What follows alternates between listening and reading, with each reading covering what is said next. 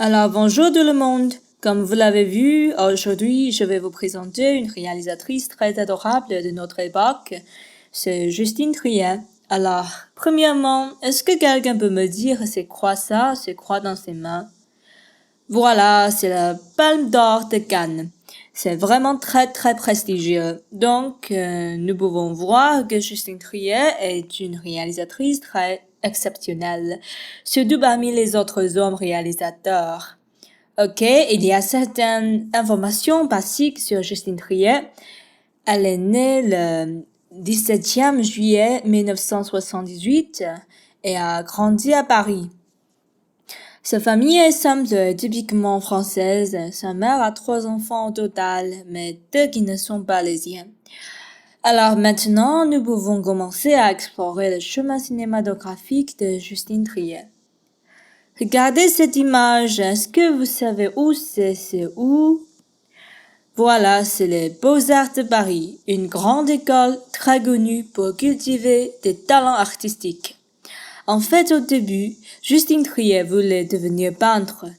Mais après 2 ans d'études aux Beaux-Arts, elle a découvert son intérêt pour le cinéma et a pris la décision de devenir réalisatrice.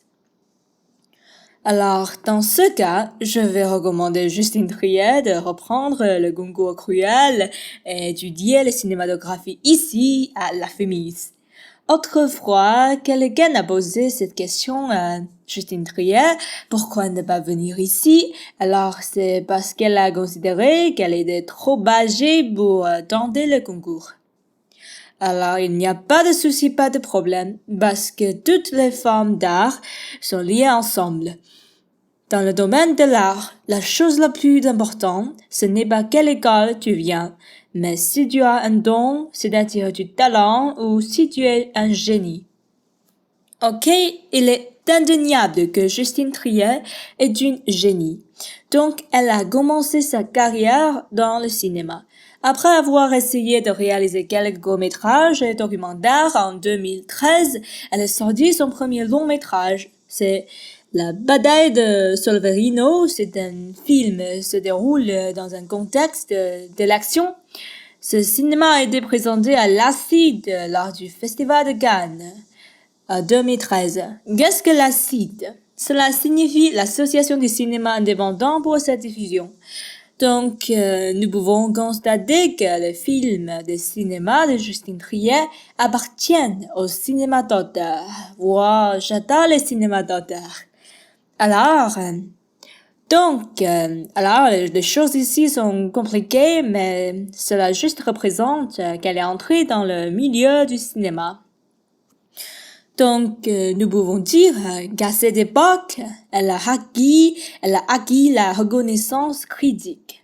Ensuite, en 2016, elle a lancé sa comédie Victoria, qui raconte l'histoire d'une avocate. Ce cinéma est sorti à la semaine de la critique à Cannes et a encore reçu beaucoup de prix. Il faut mentionner que c'est son premier succès en salle, c'est-à-dire au box-office, avec ses 700 000 entrées au cours de l'année 2016. Donc les choses ici veulent simplement dire qu'elle a été de plus en plus acceptée et a peu à peu accédé au centre de la scène. C'est très bien, c'est génial. Donc nous pouvons dire qu'à cette époque, elle a acquis la reconnaissance publique. Ces expériences ont ouvert la voie à son succès. Ok, on y va. Enfin, comme vous pouvez le voir, nous arrivons à la partie majeure de ma présentation, Anatomie d'une chute. C'est très très connu. Alors, combien de personnes parmi vous ont regardé ce film, ce cinéma? Génial, c'est chouette. Ok, c'est justement ce cinéma qui a aidé Justine Triet de recevoir la Palme d'Or de Cannes. Pourquoi j'ai choisi ce cinéma pour Notre-Dame féministe? La réalisatrice a dit que ce n'est pas un cinéma féministe, c'est un cinéma sur la famille ou sur la relation entre les époux, mais j'ai l'impression que ce cinéma dénonce les préjugés envers les femmes. Premièrement, je vous pose une question. Est-ce que c'est une erreur pour une femme d'être meilleure que son mari? Alors absolument non. Mais dans ce cinéma, cette femme, à cause de son excellence, juste parce qu'elle est meilleure que son mari s'est suicidé. Il est tombé par terre. Outre son excellence, il y a aussi beaucoup d'autres choses à dire. Par exemple, cette femme, elle est bisexuelle, elle a trompé son mari avec une journaliste, elle a menti, elle a du mal à communiquer en français parce qu'elle est allemande, son mari est français et ses époux se parlent anglais dans la famille. Et aussi, elle a un mobile, c'est-à-dire motif pour tuer son mari. Et en tant qu'écrivaine, elle plagie le travail de quelqu'un d'autre. Donc, toutes ces choses se rassemblent et elles se transforment en préjugés. Pour le public et surtout dans le regard des hommes, c'est très facile de penser qu'elle est la meurtrière de son mari parce que les gens croient ce qu'ils veulent croire.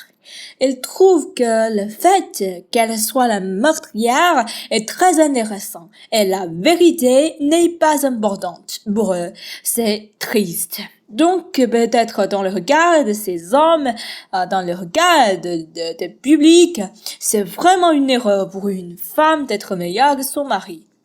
Donc, ce que je veux dire, ou peut-être ce que Justine Triet voudrait dire, c'est que les préjugés envers les femmes de nos jours sont encore sérieux. Alors pour elle, Justine Triet et son mari sont un bon exemple aussi. Elle est effectivement plus brillante que son mari. Le scénario d'Anatomie d'une chute a été écrit par Justine Triet et son mari. Enfin, nous pouvons attendre ensemble les nouveaux chefs d'œuvre de Justine Triet, cette réalisatrice très talentueuse dans l'avenir. Pour aller plus loin, je vous recommande cette vidéo, c'est le discours politique et enflammé de Justine Triet à Cannes. Alors merci beaucoup, à la prochaine.